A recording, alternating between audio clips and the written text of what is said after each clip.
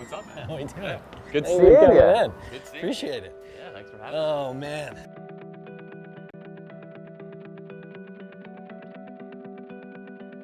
So, what do we have to drink? I think I'm just gonna have a water. With Sammy? perhaps a lemon. Sammy, can we do waters? Water with We got lemon. lemon, too? Got it. I gotta start with, what are you doing in enterprise software? For the love of God, why? What do you mean? We're all moving to SaaS, haven't you heard? Is that it? This is what's happening in the creative world. Come on. Yeah. I would say like around 2019, 2020, I started to just get this feeling that we were just going in a weird direction. Like brands were getting like more, as people refer to it now, like unhinged, like getting a lot more crazy. There was even like an era, I didn't coin it, but like I referred to this in an article I wrote for Vulture magazine called the Horny brand era on Twitter primarily, where you just had a lot of brands like leaning into the most absurd, outrageous, like bait ways to grab attention. And not that I'm not above that. Like I love stunts. Like I love getting weird like with marketing, but it just started to feel like nothing really mattered anymore. There was almost like a nihilism to the industry, and I started to feel weird about that. So that was kind of at least the spiritual or mental onus for me, thinking I wanted to shift. It's a very ephemeral industry. Like it's a lot more difficult, I think, to personify and market a SaaS company than it is to market like a water company. Like, you know, you've got like say it's like a package or like a mascot or something that you can like really draw people into and like bring to life. Like oftentimes software is just like faceless, it's not tangible, like you don't have like an object that you can like really point to and pull people in with. So that part of it sucks, but like it's also the best, because it's like that's where the challenge becomes, like to be creative and like figure out like how to really break through the noise. I feel like so much of your work is studying the internet, often being a historian of it. Do you think you have to be funny to win? Is that just like the way the internet works? It is, isn't it? It kind of is. Like I don't want to say it as like a. So you're saying you're funny? No. Well, you know what's funny though is that so much of the virality around Steakum, it was not even. I never was. So like going back to the moon pie example. Yeah. I was never the clever copywriter that could come up with like these clever, like whimsical, like viral tweets that were like 10 words or less. You know, like that just wasn't my style of writing.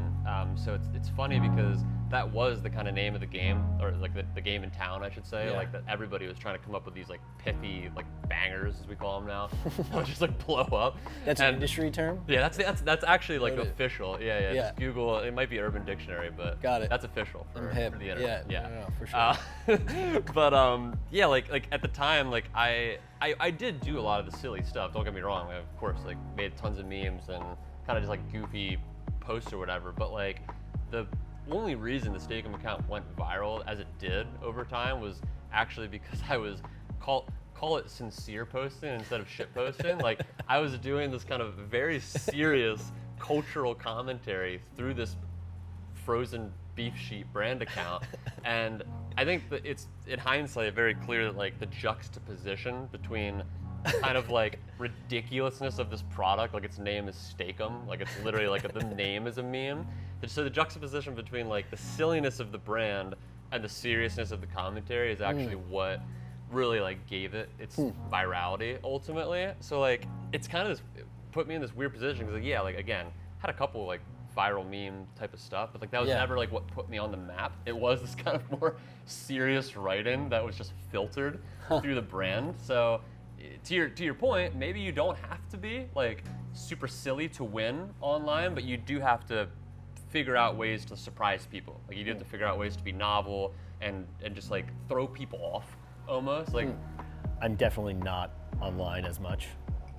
I because it's not my job. It's just not my job. But I like, isn't it anxiety inducing to be online that much and to see so much of what ends up online is so polarizing, absurd, tense. Yeah. You know, you characterized how you have to create some tension online a little bit. Yeah. As part of the narrative around what brands are doing. Like, doesn't that weigh on you? Yeah, it rattles your brain. I mean, it's like a meme in the social media manager community of like, you gotta get out and go for a walk. You gotta get a good therapist. Like these are all like little like. Because you see too much. Yeah, like you just get overwhelmed, and like I don't. Yeah. And it's so hard because it's funny. Like I mean, there's like the adage or whatever talking about like do as I say, not as I do.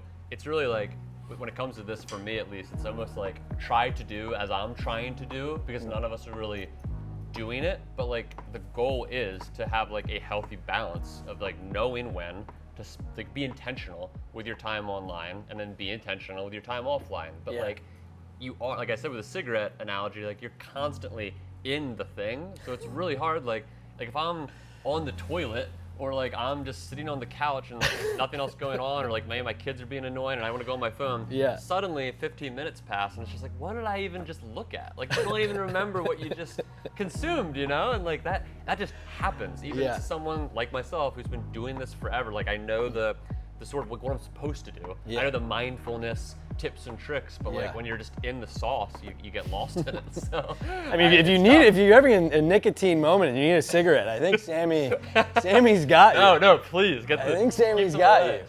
I don't know if It's okay to smoke in here, right, Sammy? cigarettes? No, I'm good. In many ways, you were saying earlier, you sign up for the job and have to acknowledge that you're going to be online and you have to adjust to the change. So much of the change has been platform dependent over the years. Talked about the shift as TikTok started to accelerate.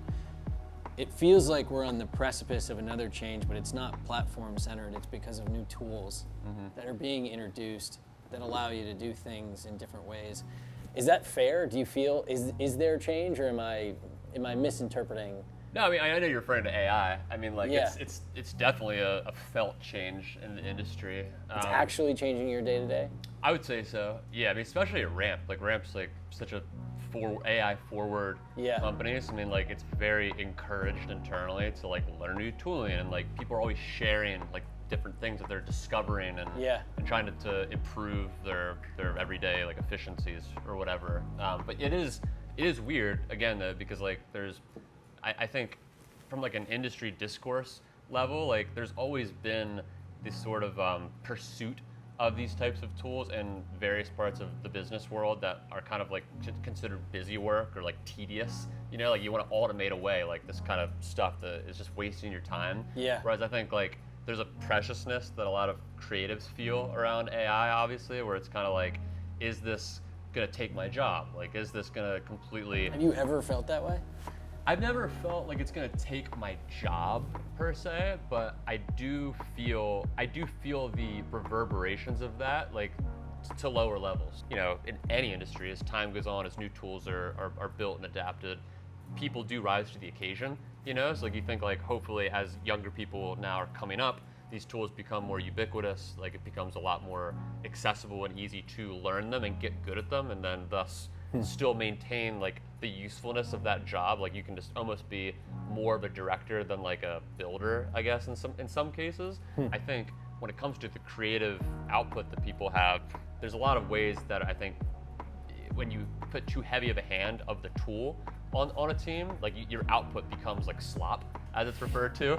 Now, you know, it just becomes a lot of, you know, just junky sameness, like a lot of memes that like feel like low-hanging fruit. So I think that's where a lot of the concern I have felt comes from, is like, you know, it's not so much that like the tools are inherently bad or whatever. It's more so like there's some trepidation around how people are learning about these tools internally and what the expectation is on creatives to use those tools, and if their bosses and managers or whatever understand what the scope of that, and like the differences between like the time it takes to make something with like your hands or your whatever your finger doing like a design versus something that just gets spat out of an LLM. So I don't know. Do you think the machines are going to get to nuance?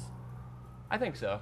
Yeah, I think so. Like I mean, to what level is anybody's guess, like, but I do think from a creative direction standpoint, like as the inputs improve for certain, you know, not the macro inputs. I think the macro inputs are kind of in question, because like as these machines kind of like run the last of all they start to, what's it called? They start to feed into themselves, Yeah. almost like LLMs feeding LLMs type of thing.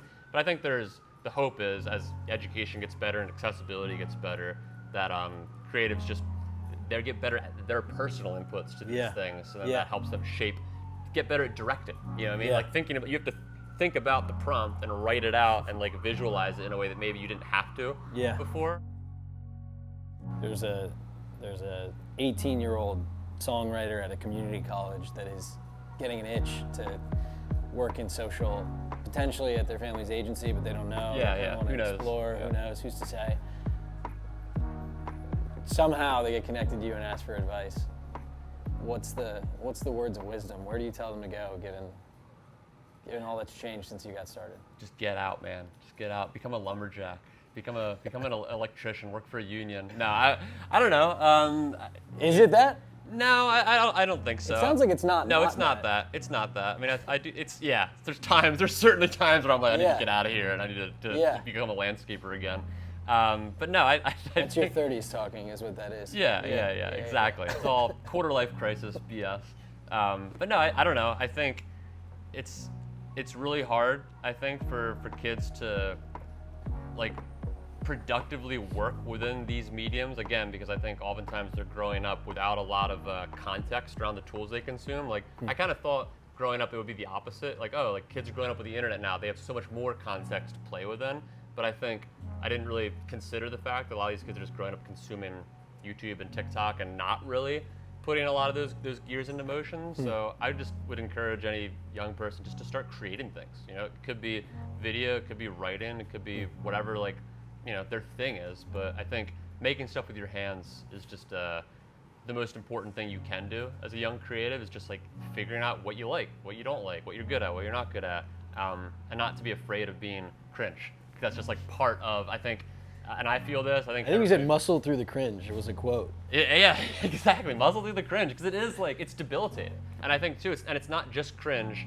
I'll say it's the fear of getting canceled. It's the fear of like having something permanently live on the internet that like you become a laughing stock forever. Like there's so much just fear out there, I think, with social media that kids grow up with, and they watch people, their classmates and celebrities like get like thrown around.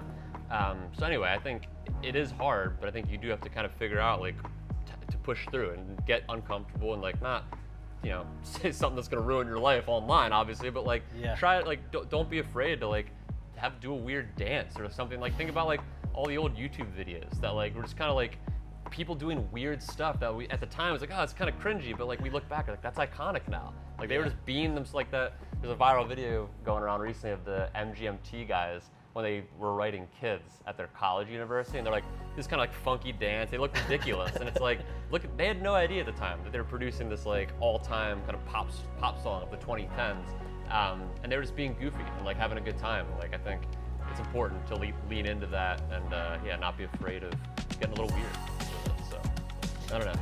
Thank you so much. Yeah, man. Incredible. Thanks for having me. Of course. No, really appreciate it. Yeah. Sammy, we're out. We did it.